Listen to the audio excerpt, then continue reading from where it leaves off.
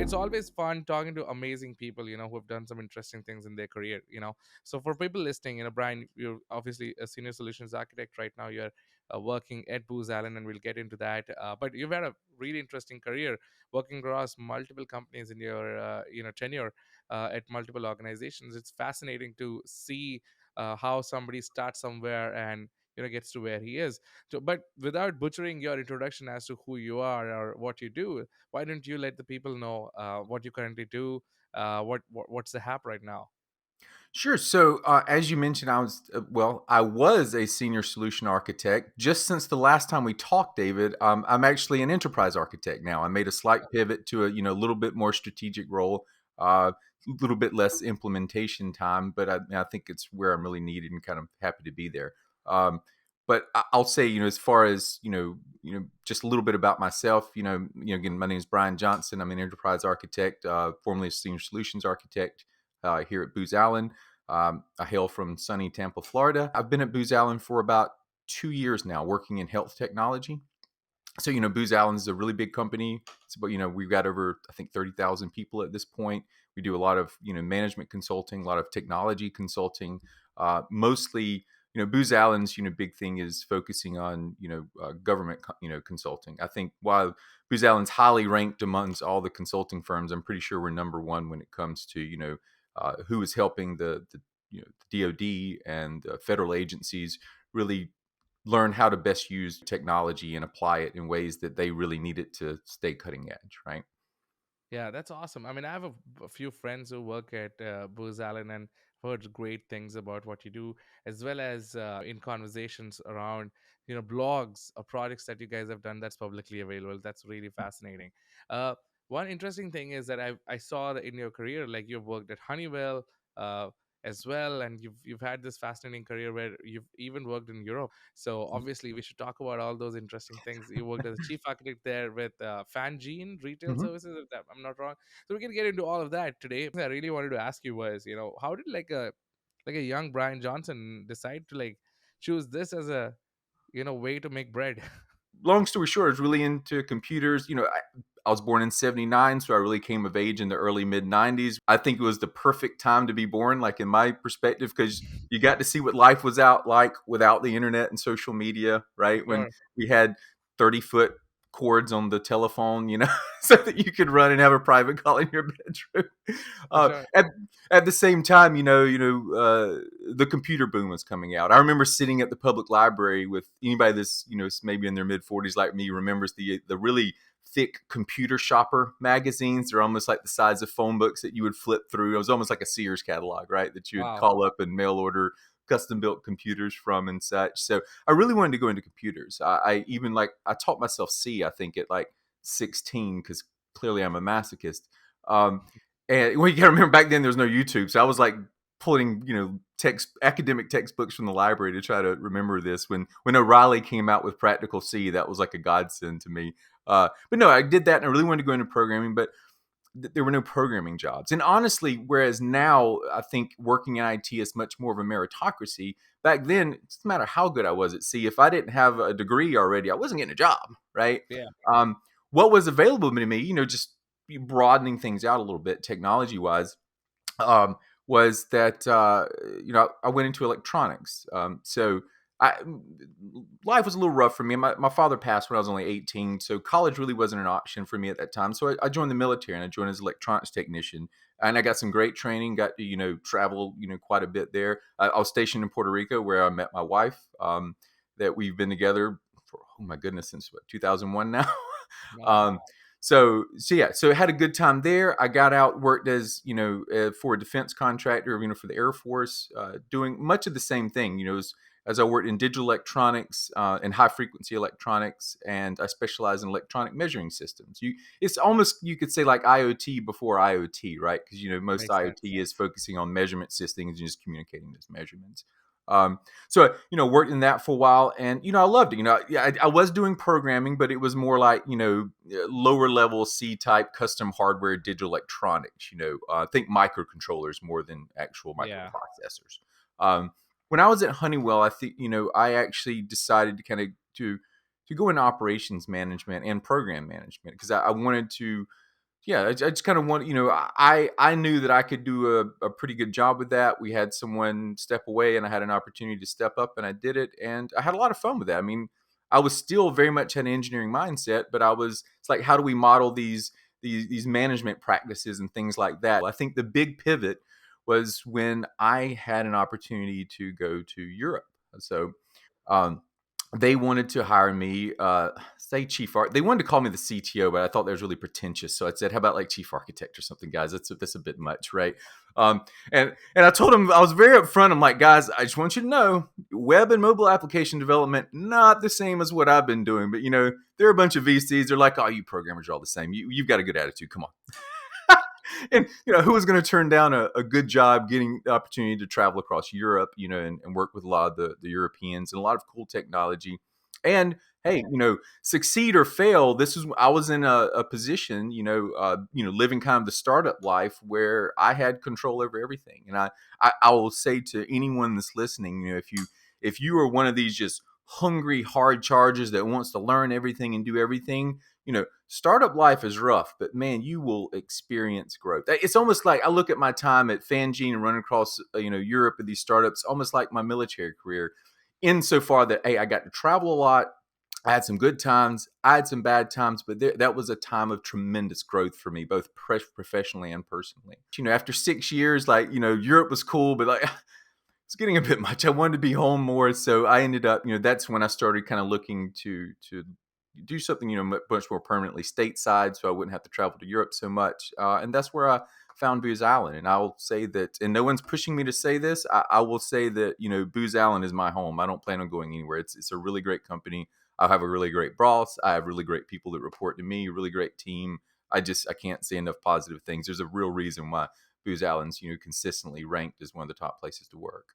I remember when we first met, you were talking about how that whole experience of working at a startup, culture, and especially in another country, it was like a very fascinating Yes. beginning. So let's dive into that a little bit. And why don't Okay. you walk us through how your experience was with like Fangene? What kind of problem were they trying to solve, and what was your exposure to the problem like, and how did you go about it? When I first got put on Fangene, I was working. They had a brand they had developed called Super Good. It's like SUPER, but then goods like GUUD. It was this brand, and they're running basically like high end sandwich shops, but they were focusing on retail inside the Swiss train stations. The core reason why they hired me was that they were really breaking records and stuff. I think they had the most sales for the shortest amount of time they'd ever experienced with the Swiss railways.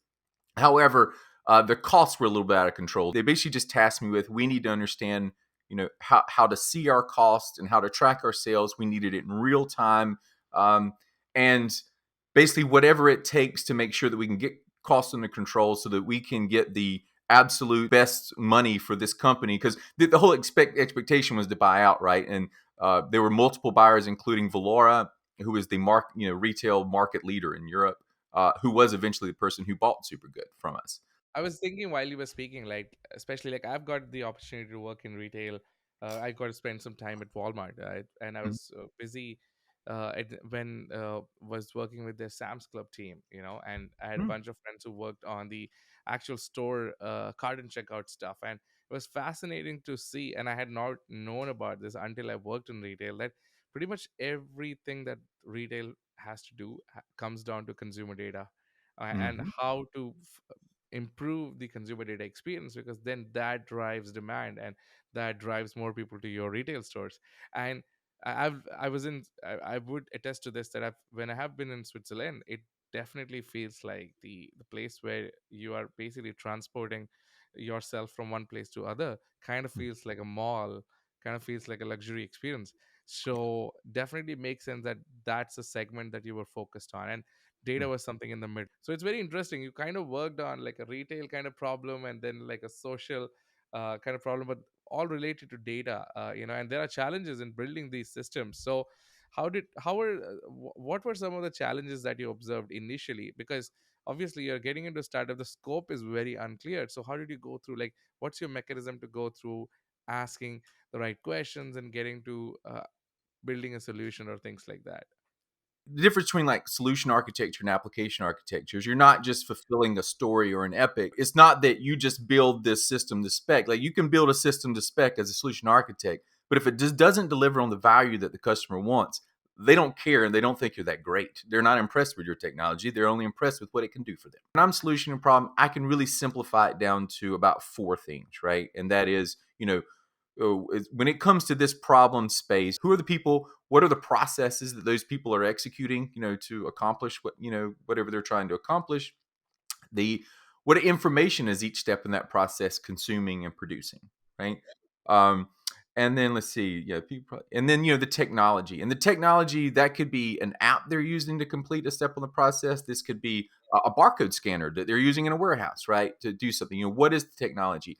If and I can start it. I usually start with the process, but if I know who the people are, I just go to the people. Okay, what processes? Where are you at? Are these processes defined? Do we need to sketch them out, right? Because once I sketch out the processes, I can link each step of those processes to one or more people. I can, know exactly what technology is needed in that step, what data information is consumed, produced in that step. Then you really start to get a holistic view of the problem.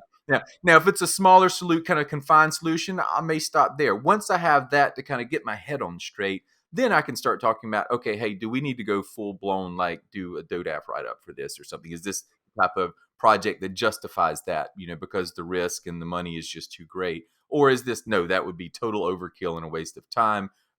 We should just stick with this.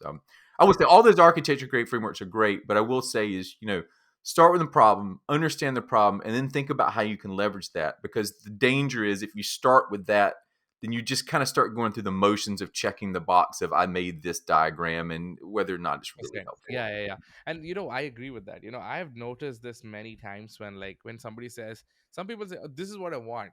Okay. I want this much amount of transaction. Or they're talking from an outcome point of view, an objective. Like, this is what I want to see. Mhm. But those same people struggle sometimes to quantify the problem.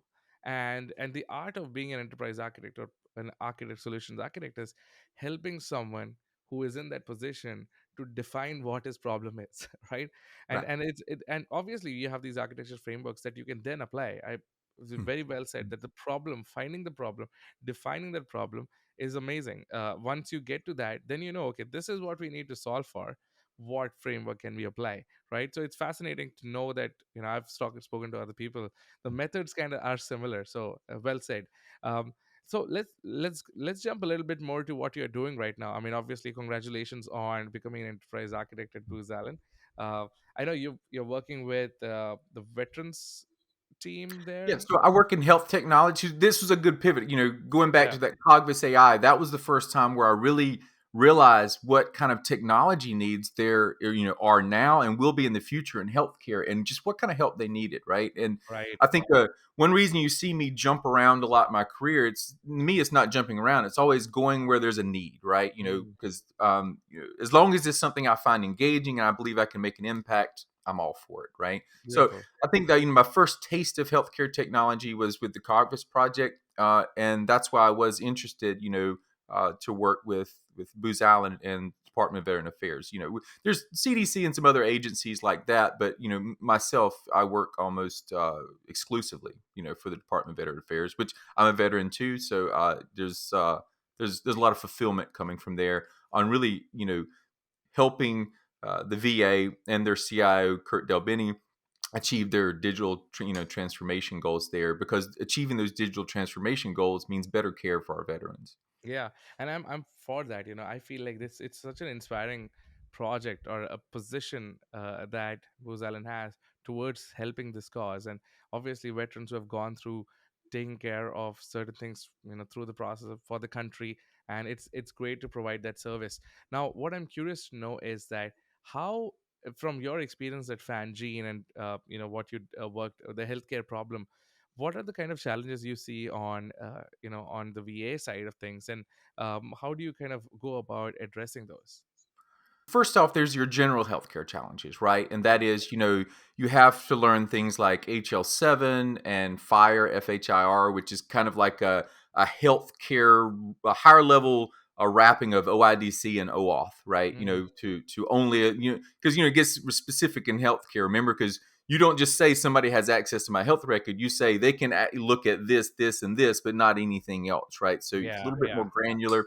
So learning those types of technologies, I think, other than that, honestly, what I see is like what you would see in any enterprise. And that is, you have some of things that are really nice and new, or maybe if they're not brand spanking new, we're still talking about .NET and SQL Server or something like that. We're not talking Oh yeah. COBOL, Hmm. right? And at any enterprise that's been around 25 years or more, they're going to have some really old stuff. You're going to be dealing with some really cool real-time data processing using Kafka, but you've also got to handle legacy because there's also servers that are going to be dropping off, nightly files via SFTP triggered by a cron job, right?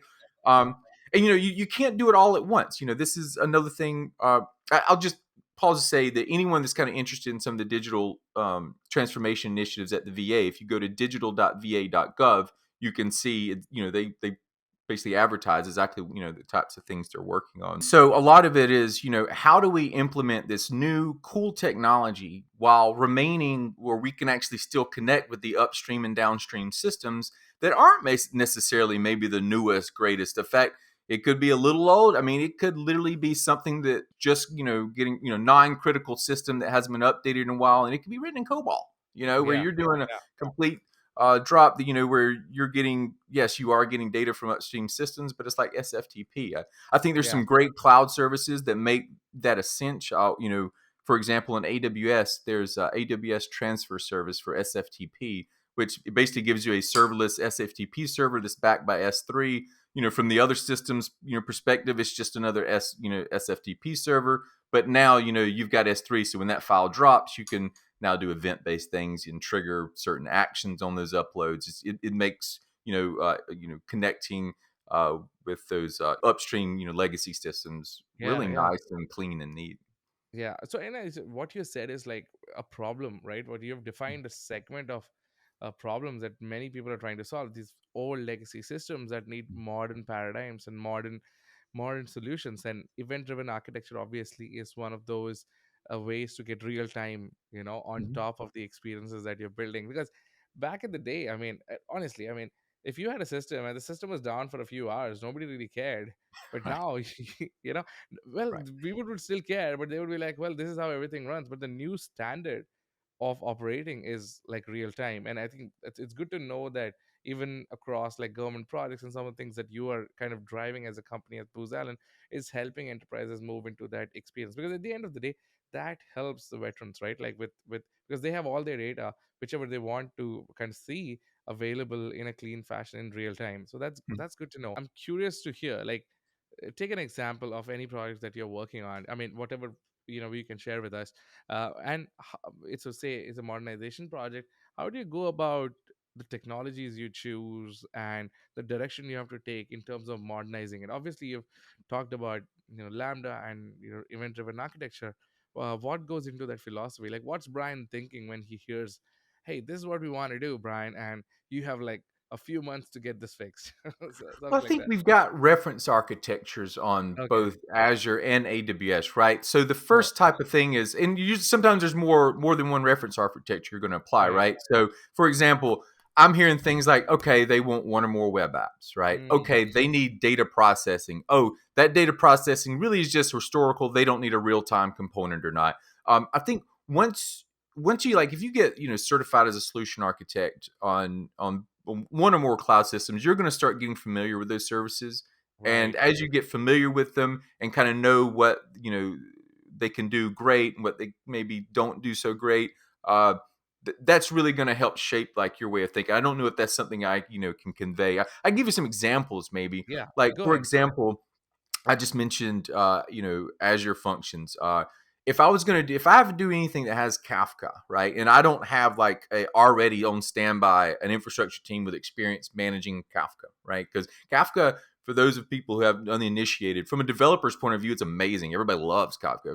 From the infrastructure and management point of view, Not so much. I won't say they don't. Maybe. You don't have people that are gung ho about it, but it is far more complex, right? Yes. Um, I mean, and one so of the yeah, great things on Azure is Azure Event Hubs is a serverless Kafka. In fact, you can click a button to make it a Kafka compatible API, and now every library in Python or whatever your language of choice is, which has standard libraries for dealing with Kafka, guess what? They work, and you've got a serverless instance. That's amazing. I right, think if someone's using Cosmos DB and they want to go serverless, I mean, I'm saying MongoDB or a document database like that. Uh, Cosmos DB is an amazing DB. It can simulate, it can pretend to be Cassandra, it can pretend to be Mongo, and again, you do get your for whatever language you're using. You've already got standard libraries ready to use Mongo. You hook right up. It's really really nice. yeah, Now let's say if I wanted to, I had like a data processing type thing. right, So now I do like Azure Data Factory. It's pretty good, right? I will, but when it comes to like pure function orchestration, AWS step functions, that's definitely where I think that's a really well done service over on the AWS side. Now, if I know we're going to be doing a lot of orchestration, we got a lot of ETL processes, then that we need to monitor, step functions is the way to go. Not only from the development side, but once you move into operations, you go into that AWS console and it's got a very visual, it shows your visual workflow. It shows, you can click on a particular execution. It shows green light, green light, green light, red light. You can show exactly where you branched into it, where it went wrong. You can yeah, click on it. And once you click on that red one, if it's, executing a Lambda or a container, it's got a one-click link where it takes you straight to the CloudWatch logs for that particular right. container or Lambda. So, when I'm like, helping to write up the documentation to support a system, you know the writing up how the operations manual and what to do when these types of things go wrong. If you're using step functions, it's just, I mean, it's so easy, both from the documenting point of view and for that person that's on the operations team that's going to be following whatever you write up, Oh yeah. to troubleshoot that. That's a really amazing service. I say S3 and step functions are two of my favorite services on AWS. Gone are the days where you have to struggle to scour and buy infrastructure, manage infrastructure on your own, and be focused on that. While the problem is something, and it divides your attention. And Right. as I mean, if you're a startup or if you're an enterprise or if you're a consumer or user, at the end of the day, you want focus on the problem, and Right. that's what brings everything together from a business side of things as well. Now, while you were saying that, I was thinking, there have been so many amazing changes that have happened in the last 15-20 years, and some of the Mhm. things you kind of alluded to right now. But we had to write our own databases, to using an Oracle database, to now you mentioned at least four databases in your previous statement, and now we have a plethora of databases available. Like, data is one of those trends, and from that evolved the AI story and whatever is happening in AI. Same way with infrastructure, where we had systems of servers, and then we went to systems of VMs, and now we have systems running on containers and EKS and ETL. So many changes. What are some of the trends and changes that you have noticed, that you are personally have a little bit of an affinity to? Like, hey, I like this way more than what I used to like before. Containerization is one of the main things that, particularly from like a developer point of view, or really, I mean, from an operations standpoint too. I think Yeah, it just makes life so much easier. I mean, I think everybody saw that. I think the fact that Docker took out, didn't really maintain market share was just like, I mean, one of the worst management cases in the world, right? As far as like sure. missed opportunities, right? But but the technology itself is, I mean, anybody that did managed both on the development side using like something like Vagrant with Yeah, VMs, right? And deploying things that way, and then moving to containers. Just, it was so much more lightweight. It's so much more nice. I mean, honestly, even in like not part of the actual SDLC for a particular product, if you're just playing around at home, you want to learn a new you've never used Postgres before, right? You don't have to right. install that stuff. Just spin up a container, play around with it. You play around with InfluxDB. Spin up a container.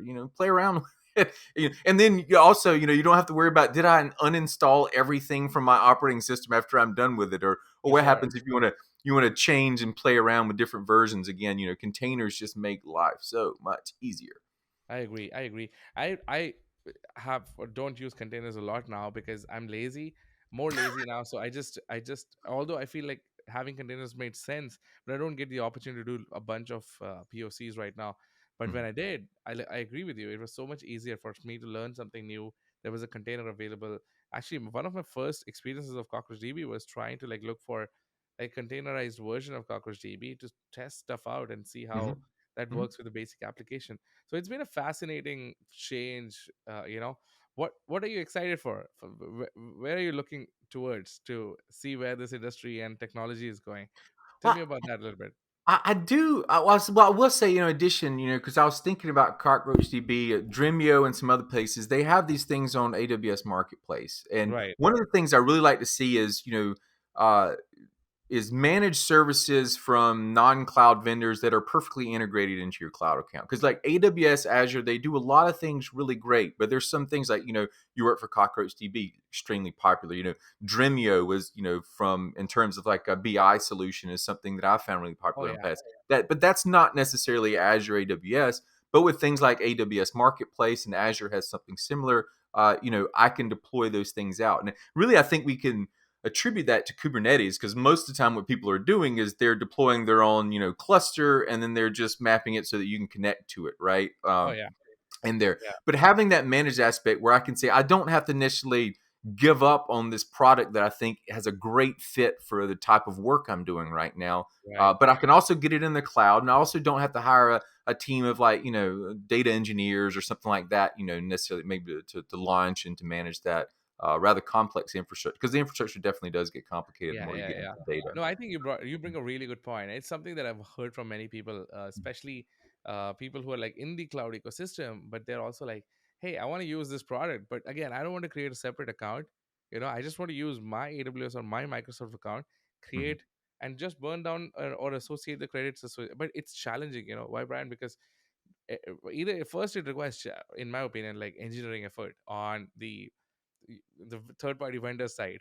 But apart from that, what's also difficult is that the AWS or the Microsoft ecosystem is like way complex, and Yeah. you have to talk to teams and kind of build together. But I know there are so many successful integrations of that. Like we at Cockroach Labs have this kind of an integration with AWS and GCP. I'm not sure if we have with Microsoft, but it's something. It's a challenging engineering problem because you have to scope out how consumption looks between two different systems, right? Like in the sense, how it looks in our side versus how it will look for the customer for AWS is different, and you have to map billings and SKUs and things like that. So it's pretty fascinating to hear that feedback from somebody who's looking at solving these problems, because that's a pain point, right? So it's great to hear, and I believe that many people, like including us, are like working on that. So it's pretty good. Are you dabbling with any AI stuff, and are you like looking at it and seeing how that can help you with some of the things that you're working on? Clearly we want to implement a lot of that, but one of the big things about AI is when you get into like say protected company data, how can you use that AI without like releasing maybe trade secrets or sensitive information? Yeah. Now that gets even multiplied now when you're talking about healthcare, right? Mm, So I will say that we actually have dedicated people at Booz Allen that are figuring these things out. Most of my work with related to AI right now is making sure that knowing what the infrastructure is going to look like for ops train, ML ops training, that type of thing, and right. knowing exactly how we're going to integrate this like at the portfolio and product line in a way that makes sense, so that when we are ready to really execute on certain things in partners with with our clients, such as like Department of Veteran Affairs, among others. I always ask this question to people who have worked in multiple continents. Like I got the privilege to work in at least three continents, a bunch of Mhm. countries. And uh, what what what's your experience been, and how are the approaches different? Like this is probably one of my. I know we are short on time, but I'm curious to know. Uh, did you change your approach to designing and solving problems when you were in Europe to when you are in the US? Like, how do you? Is there any difference? So when it comes to like how like the methods at which we go to solve problems and things like that in Europe, I don't think there's much difference, mainly because Europe really looks to the US for leadership when it comes to corporate business, and what's the best practices and stuff like that. I Yeah. think when it comes down to culture and communications and manners and formality, there is a world of difference, right? Mm, And, funny joke, and it's funny because it's not really a joke. The first year and a half I worked for Fangene, I was not allowed to email anyone outside of the company. Oh wow. The emails that I wrote would be perfectly acceptable, and the emails that I see my coworkers now writing in American business, but they would be like a slap in the face over there. I literally received emails that began, "My dearest Brian." And I don't know how you were raised, but where I was raised, a man only uses "my dearest" to address three types of people: his mother, his wife, and his daughter, and literally no one else, right? That So makes sense. it was almost a little uncomfortable for me, like how they worded certain things and certain formalities there. But it was one of those things that I just, I will say that as much as frustrating as it was in the beginning, by the end, I think I really grew a lot because of that, right? Right. To Yeah. be in a culture where manners don't matter, manners really matter, right? Right. And yeah, I like it a lot. I think my communications are better. I'm certainly less abrasive than I was before. um, and why, I will say, as much as I'd like to say that Europe didn't change me too much, I do cringe a little bit when I see my coworkers writing in an email sometime. No, I had a very interesting experience. Obviously, when as an Indian working there, it was good to like get to experience that culture, But I've been noticing though, just on the technical side of things, how mature things are becoming on both sides of the pond. Technically, like if you see, like one of the things I've been noticing, apart from obviously the cultural changes, is that Europe is pushing towards like a sovereign cloud. Like they're saying, we Mhm. need a sovereign cloud, and AWS and GCP and even Microsoft, at least two of them I know have committed to sovereign cloud. That means that we're going to keep data secure, and we're going to make sure that as we scale, it's going to be secure. And on this side of the point, I mean, for us, it's about solving the problem and making sure that we use whatever is available to solve it, while we are not really concerned about, I mean, of course we are concerned about security and things like that, but the objective is how can we solve the problem. So different way of functioning that Right. I have noticed from my experience. And I used to support and consult some of the clients in the Europe side as well. So it was very interesting to kind of see that and see that trend happening. It's been an absolute pleasure hearing what you have done in your career, and I'm super excited to see what you're going to do at VA. And Booz Allen is definitely one of the companies where so many of my friends work, and they keep talking to me about some of the amazing things that you guys are doing, Mhm. and the kind of spaces you are in, making a difference for the country and across for the people. Tell me this: if somebody wants to reach out to you, or somebody wants to hear what Brian Johnson's kind of working on, do you have like a blog or something, or a So place where people can learn from you? Yeah. reach out to me on LinkedIn. I'm not really big on social media outside of that. And any blog post I write or any videos I do, I'll always link it right there on my LinkedIn page. Especially if someone hears this and they're interested, saying, "Hey, I think maybe I've got what it takes, and I'm really interested in what Booz Allen is doing, and I'd like to maybe think about getting a job there." If you have any questions, hit me up, reach out. People do that all the time. It's really not a big deal. I'm happy to offer my perspective and maybe point you to a few people or postings that might be a good fit for you. For people listening who don't know about Booz Allen, where can they go and learn about what the company is doing, and some of the cool things that you guys are working on? Sure. So boozallen.com. That's BOOZALLEN.com. If you go there right off our page, go to the About Us. There's an About Us on the top right. There's a careers, where you can check that. But yeah, you can find open job postings and all kinds of stuff in terms of About Us. A lot of it is not just some corporate little, paragraph that, they've got interviews with real Booz Allen employees telling, why they're excited to do what they do. With that, Brian, thank you so much for coming on and for sharing some of your story. It's so difficult to condense everything that one has done, but you did a great job of explaining to us some of the things that you have worked on and your hopes for the future. So appreciate you taking the time. Thank you everyone for chiming in and listening in. Thank you, Brian. Thank you, David.